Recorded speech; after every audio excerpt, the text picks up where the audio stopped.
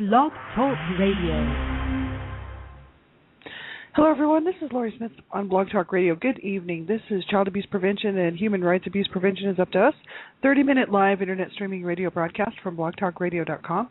And, I popped the link into the chat room what I wanted to talk about tonight. I really want to take a look at verbal abuse, verbal child abuse especially, and, what it's all about. It's absolutely horrible that people verbally abuse their children, and it's horrible that anybody would verbally abuse anyone. It's just not right, and it is it's part of the all the different types of abuse, whether it's physical abuse, emotional abuse, verbal abuse, psychological abuse, child sexual abuse, and then there's neglect, right? Well, verbal abuse is harsh, and many people just don't stop and think before they speak, and many parents don't, and it's so important that people do. If you have children, be very careful what you say to them and what how you come across to them, because they don't deserve to be dumped on. You know what I mean? They really don't, and no parent deserves to be dumped on either. But if parents are ultimately responsible for the situation in the home, and it's not the children's fault, and children will do and will get into trouble, will do things that will cause the parents to be angry. But you have to take a time out, and you have to get a grip as parents and realize that it is ultimately your responsibility to have the best outcome in the situation, and you're really the only one that can promote that. So, people just need to stop verbally abusing their children and stop verbally abusing other people, too. It's not just children who are verbally abused, but I just wanted to focus on the whole issue of child abuse and verbal abuse, particularly tonight. So that's what we're going to take a look at. And you have to listen to all my shows at your own discretion, please, because all of my shows, I cover the topics of abuse, and they're all, abuse is very sensitive. They're all very much, sensitive topics, sensitive material. So you have to know what you're comfortable listening to, and if you're not comfortable with the topic, then you have to do the right thing for yourself and turn it off or just don't listen to it, right? Listen at your own discretion. And young people under the age of 18, I ask that you have an adult okay it that you listen to my shows, and mainly because I believe in protecting children at all times. There's a chat room here, and you have to know how to keep yourself safe. And so you should know that anyone under the age of 18 should have permission to listen to my shows, from an adult, someone you trust, someone who cares about you and cares about what you're doing online, right? Make sure you get the information. The whole idea is to protect yourself. And there's great information all over the web. When you type in internet safety, online safety for children, you can find lots of great information out there. The FBI has a great website. FBI.gov has an awesome webpage on internet safety for parents and for children. So I highly recommend everybody go and get that information and learn how to keep yourself safe online, right? It's very, very important. And young people under the age of 18, do me a favor and do yourself a favor and have permission to listen to my shows. Thank you very much. And we'll get right into this topic. Verbal abuse, it's a huge, huge issue, and I have a real problem with it because I grew up abused in every way, so I know what this is all about. It's extremely damaging. It's very, very hurtful for children to be abused and verbally abused on a regular basis. Now, once in a while, a parent might lash out at their child and say something they don't mean that's hurtful, and then, of course, the parent just feels terrible and, it's just like, oh, my God, why did I say that to my child? How could I do that? And then they generally will correct their behavior, but a lot of parents love to verbally abuse their children. They get some sort of sense of satisfaction out of it. I don't know. But I've heard lots and lots of parents in my lifetime abuse their children. And I heard my own parents abuse me verbally as a child, and especially my mom. But my dad was also responsible for some verbal abuse, but my mom was my main verbal abuser. She was also my main physical abuser. It's absolutely horrifying what people do to their children. And if you're one of these parents out here who's hurting your children, just know that you don't have to hurt your child. If you don't want your child, don't kill your child, and don't beat on your child and burn your child, rape your child, verbally abuse your child, emotionally abuse your child, neglect your child. You take that child into the proper authorities, and you deal with it, and you just, if you can't handle that child, then you do the right thing and take that child to the proper authorities so that you don't hurt that child and that you don't kill that child. Because I'm telling you, there's no excuse for abuse in my books, and I wish I was a judge sitting on the bench, because I would be prosecuting to the fullest extent of the law, which means everybody would be getting life, right? So you got everybody be extremely happy that I'm not a judge sitting on the bench, because everyone would get life. All abusers would get life automatically. It would just be like, oh, life, okay, bye-bye. Because I'm so sick and tired of people abusing their family members, and especially children, because children have no way to protect themselves. They absolutely have no way to get out of the abuse. Children are just stuck in this mess with these abusers, and all at no fault of their own. All because the parents or the caregivers or whoever's in the home decides that they're going to mistreat this child. I grew up like this. I know what it's like. And I tell you, we have to do something to stop this, right? So, we have to do what we can in our own, capacity to stop child abuse. And it should matter to everyone. I know that it doesn't matter to a lot of people. And I have people tell me to my face that why should they care? They don't care if children are being abused, right? I because of what I do. I'm the Canada Regional Director for Dreamcatchers for Abused Children, and we are working nonstop to try to save children's lives and to try to change this thing so that we can get the programs out there and get the funding out there and get what's necessary out there to change the way society feels about children. That's parents, that's moms and dads, grandmothers and grandfathers, aunts and uncles, siblings, neighbors, coaches, teachers, lawyers, doctors, everyone. That's everyone, police officers. We have to get everyone to change the way they feel about children and learn that it is their problem. It's the adult's problem, not the child's problem. Children are not abused because they deserve to be abused. Abuse is a choice. There are other ways to handle it. And so if you have a problem with a child, don't abuse your child. Get some help, you know what I mean? And learn how to properly parent. There are proper ways to parent, and there are very extremely wrong ways to parent. And verbal abuse is very wrong. It's one of the wrong ways to parent, so do not verbally abuse your children. Now, this was from www.bellaonline, BELLA online.com, and this is child abuse site. Verbal abuse, guest author Kelly Deister, Deistr. That's who wrote this article. And I'm just going to read through it. And, this is very, I find this information, I don't mind talking about it. We need to talk about this stuff. This stuff makes me angry because I grew up extremely verbally abused on a regular basis. This was systematic. It was something that was done from the time I was a baby until my mother died. Her toxic mouth, she was toxic all the way through until she died, right? So, which I was 30 and she was 68 years old. So, she was a toxic person and was abusive in every way. And except for sexually, my sibling was responsible for that. But verbal abuse, horrible, absolutely horrible. I'm going to read right from this page. Verbal abuse is difficult for children to deal with. There are many ways in which a person can verbally abuse a child. For instance, when the abuser calls a child names and makes fun of them, that is verbal abuse. People think it's funny to make jokes and to make fun of children, call them names. That's verbal abuse, people, and it is punishable by law if you get caught and they can actually prove it. The abuser may claim that they are joking, but that is insignificant. It is still abuse. And many abusers will call other people names and then laugh at the victim as they cry or seem distraught over being called a name. When the abuser verbally puts a child down by minimizing their feelings, it is verbal abuse. You bet it is. A child that is feeling many different emotions during puberty may be unable to control how they feel. If the child verbalizes that they are struggling or having a hard time with how they feel, the abuser may minimize it even further. Right? Minimizing happens when the abuser laughs at the child because of how they feel or calls them names such as crybaby. Perhaps the abuser tells the child something such as quote unquote suck it up or you're too emotional. Right? Emotions are hard enough to deal with, let alone having someone laugh at the emotions a child feels. And verbal abuse also happens through anger. When the abuser feels anger towards a child for whatever reason and starts to lash out at the child, that is verbal abuse. Verbal abuse obviously affects children negatively. In our society, name-calling still happens regardless of whether it is on the playground or in the workplace. Yes, it does happen to adults in the workplace, and our society has certain stereotypes that are seen throughout our daily lives. For example, the saying, sticks and stones may break my bones, but names will never hurt me, is wrong. Names do indeed hurt the victim. And when a child is verbally abused, they will most likely not know how to deal with it. They may blame themselves for how they feel, especially if the abuser is laughing at them or mocking them.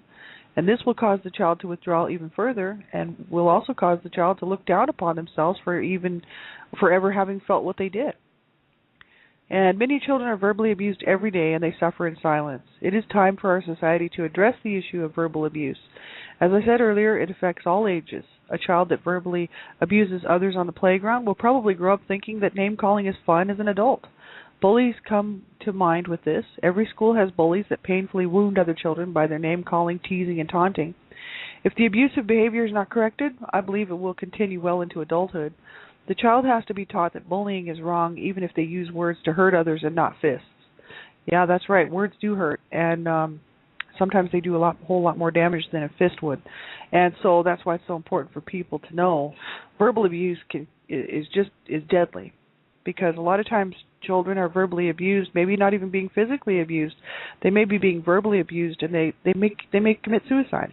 They may do any number of things, start self-injuring, because they're suffering, they're wounded, they're hurt, and they don't even know how to deal with the pain that's in their heart, because these people around them are putting them down, making them feel bad about themselves, making them feel that they just don't count, they're worthless, they're whatever the names that these people are calling them, whether it's their parents, caregivers, someone in the home or someone at school, on the schoolyard, someone in their neighborhood, punks in the neighborhood, bullies.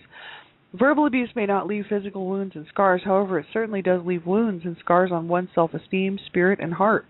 Just because we cannot see any physical marks after someone has been verbally abused does not mean it doesn't hurt or wound very deeply. Verbal abuse is simply another way for an abusive and controlling individual to gain further power and control over their victim. It's just all about, controlling the situation and getting that person or that child to be intimidated so that the abuser will have complete control over them. But the whole issue is that people, for some reason, just think that it's okay to verbally abuse a child or to abuse a child in any way. And it's not okay, never will be okay, never was okay, and it isn't okay now, right? And so people need to know to watch what they're saying around their children, be very, very careful what they tell their children. Do not abuse your children. It's absolutely pathetic that people do what they do, right? There's another section here on Bella Online, talking also about verbal abuse here, and it's sort of along the same lines. It's sort of the same. It's the Voice of Women, Bella Online, the Voice of Women, and there's two different places that you can get this article, but there's links and stuff as well, and it's the child abuse site at Bella Online. And you can go through and check out their articles and see what they have to say there. But, yeah, verbal abuse is extremely damaging. I know I grew up like that, being called every name under the sun, right? And most of them didn't make any sense to me because my mom was my main abuser, right? So she would call me horrible names that actually had nothing to do with the situation. I remember being a young child, between the ages of probably around 9-10 years old, and being called a whore. And at that age it's like, well, okay, that doesn't make any sense. Excuse me, but she was just being abusive, right? So she would just call me names and didn't care what names it happened to be. But I was also made to feel that I was stupid and worthless and no good and a bad kid, and other family members also were very good at verbally abusing me, but that's because they were brought up in the same home that I was with the same parents, right? So they learned from my parents how to abuse the other siblings in the home in every way. So they also were very much abusive, right? And so I grew up with my siblings. Not only my mom was verbally abusing me, but I had siblings verbally abusing me. And because I developed an attitude of kind of like, look, I'm not putting up with your garbage, right? My siblings are older than I'm the youngest, right? So my siblings were never caring for me or trying to help me, to protect me from the abuse. They were quite often encouraging my mom to abuse me, get me in trouble and stuff. And the sad thing is I was the youngest, and I was also very, very small for my age. I was born premature. I'm not small anymore, let me tell you. But I was born premature, and I was a small child. And I was not all that healthy, not all that well. And growing up in an environment that I grew up in, it's a miracle I actually made it. But the thing is that my siblings were not there to protect me, and so they were quite often abusing me, and quite often verbally abusing me as well, and and each other. So it wasn't just me. But it's just the fact that, I developed this attitude like, look, I don't have to tolerate any of your garbage. And as an adult, right, my dysfunctional family still thinks that I should take their garbage, right? And I'm like, no, I don't think so. I'm not playing that game anymore. You all continue on in your abusive ways, but I am detaching myself from my dysfunctional family, right? This stuff goes on and on and on and on. Right? People will think that they can just verbally abuse people throughout their whole lives, And then when the other person finally gets old enough and big enough to stick up for themselves, then they're yelling at them because they're sticking up for themselves. So it's like, people, I have no no patience for abusers, right? I actually have no patience for people who abuse people or people who abuse children, because they should know better. There's no one holding a gun to their head saying, okay, now you have to say this. Okay, now you have to do that. Now, I know in the past there has been sick individuals who have done that, forced people to abuse people. And actually it's going on in Africa right now as we speak, and probably other places around the world. But mainly it's just people's choices. They get up in the morning and they decide that their children are driving them bonkers, and they can't think of anything to do but call them names and berate them, make them feel bad, just to start out the day good. You know what I mean? Make the children feel bad. Yes, that's what you do, And the thing is it's absolutely ridiculous. Children need to hear loving, caring, words, kind words from their parents. And every now and then, the parents are going to have to get angry, maybe, because anger is natural. It's natural and normal, but it doesn't have to be abusive, right? Parents can be assertive and make sure that the child does know that there are limits, there are limitations. There are rules to follow. There are things that need to be done. Children do definitely need discipline. I don't like to talk about the word discipline because it reminds me if people cross the line between discipline and abuse, and I don't like the word discipline. But I would say direction.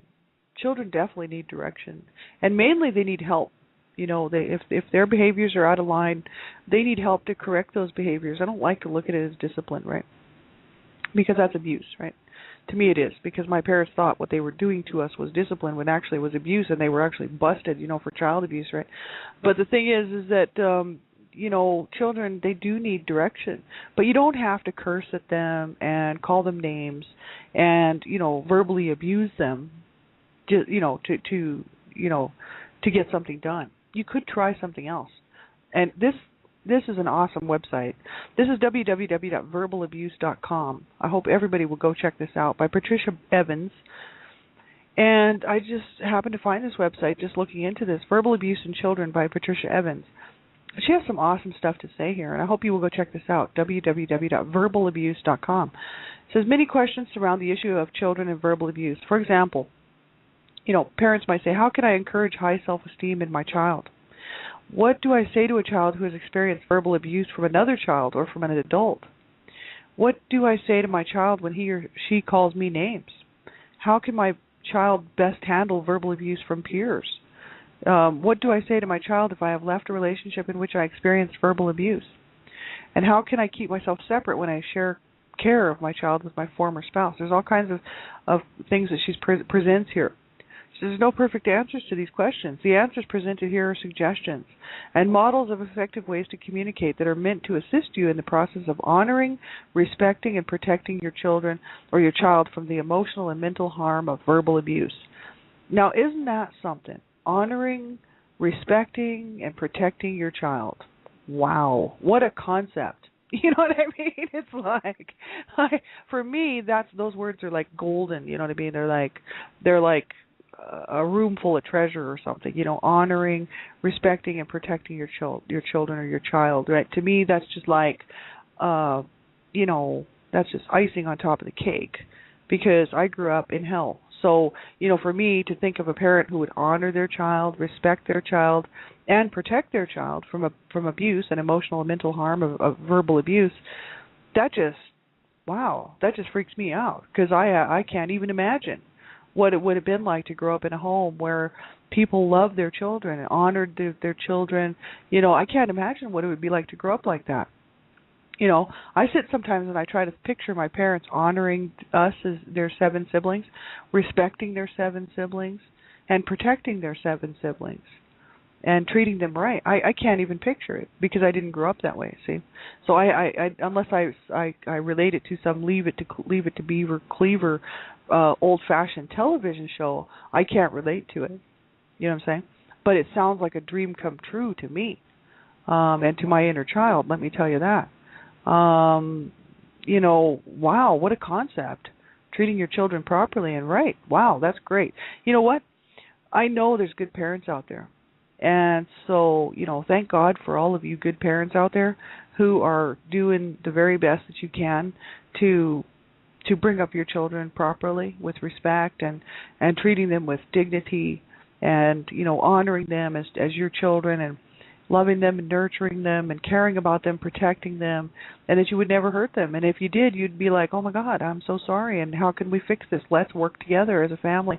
You know, people make mistakes. That's all right. But you know what? This whole issue of people killing their children, and if they don't kill them, just abusing them in every way, year after year after year after year, this happens. And these children don't deserve this, you know what I mean?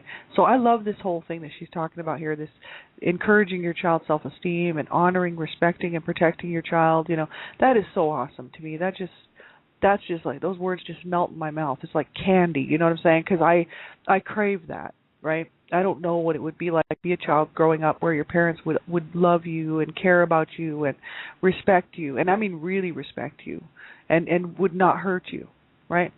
Because my parents were hurting us in every way. You know what I'm saying? So, you know, parents, please don't lash out at your children and hurt your children. You know, do the right thing by your children. And if you can't look after your children properly, have someone intervene and step in. You know, have the authorities step in until you can get yourself together, you know, and pull yourself together and get some help. You know, because if you really truly love your children and you are having problems and you are verbally abusing your children, you're emotionally, psychologically abusing your children because you're having problems, you know what I mean, or even physically abusing your children or sexually abusing your children, you know, you get some help so that you don't do that to your children, right? Because they sure don't deserve it. No one does.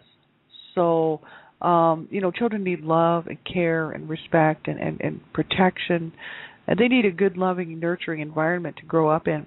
And people need to do the best they can to provide that.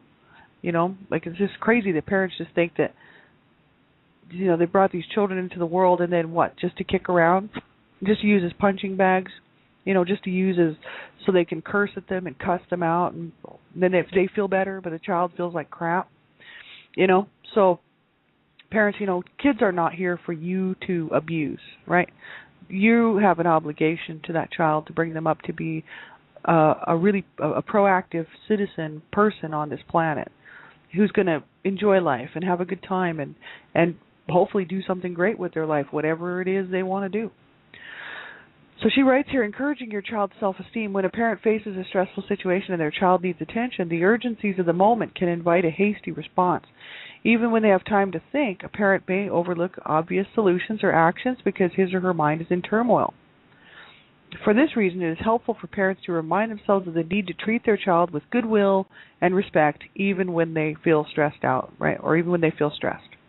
It says, when respect becomes the context for what you say is more likely to convey respect. And courses in parenting are given in most cities, and many books on raising children are available.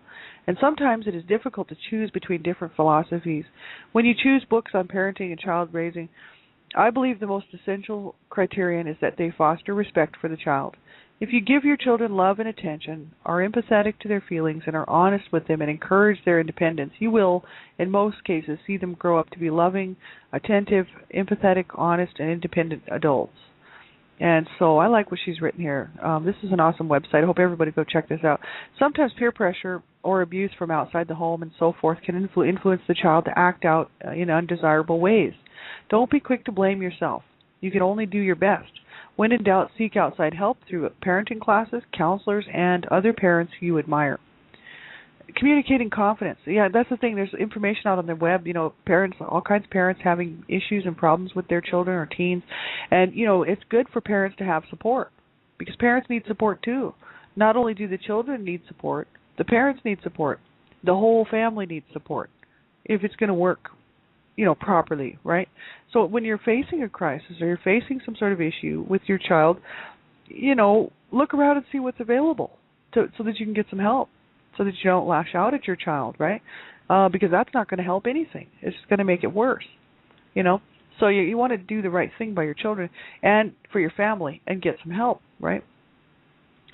Communicating confidence. I believe that one of the most effective ways to impart confidence is to allow the child to meet his or her own needs as soon as the child shows an ability to do so.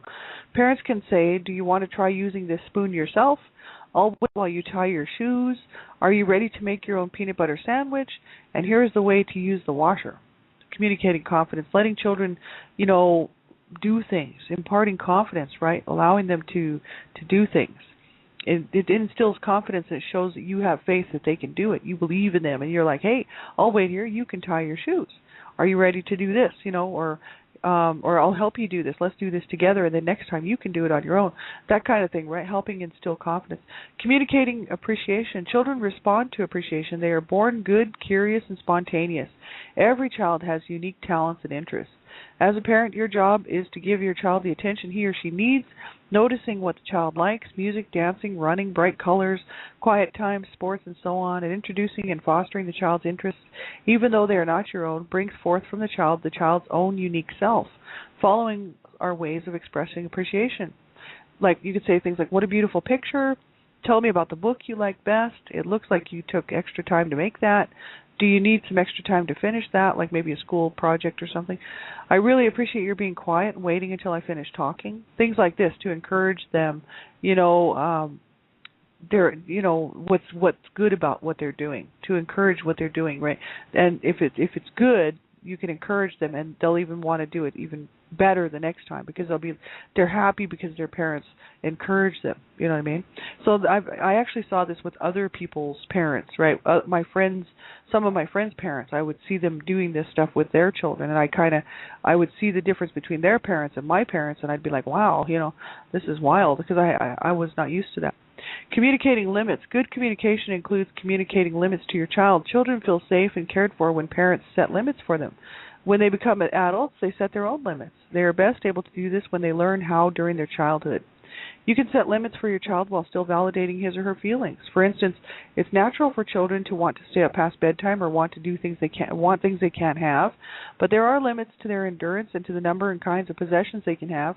So you as a parent should encourage them to realize this. For example, I hear you want to stay up, but now it's bedtime for 5-year-olds. After you're ready, we'll read a story. Or you can say, I can see that you want to watch that on TV, but that's not a kid's show. Let's pick out something else. And you can also say that's not okay. You can say things like, when you're screaming, I can't hear you. Let me hear your words. You can say things like, let's talk about it. Or tell me what you want.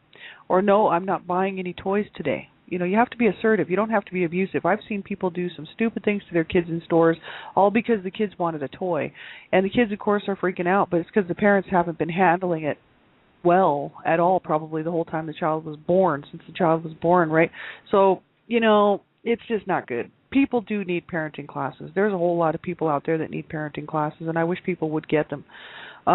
Says, I'd like you to have that too, but I don't have the money for it, right? Things like this, certain age kids can kind of understand the whole thing about money at a certain point in their developmental stages, and those are just some things you can say to your children. You don't have to yell and scream at them and yell and shout and freak everybody out in the store, including your child, right?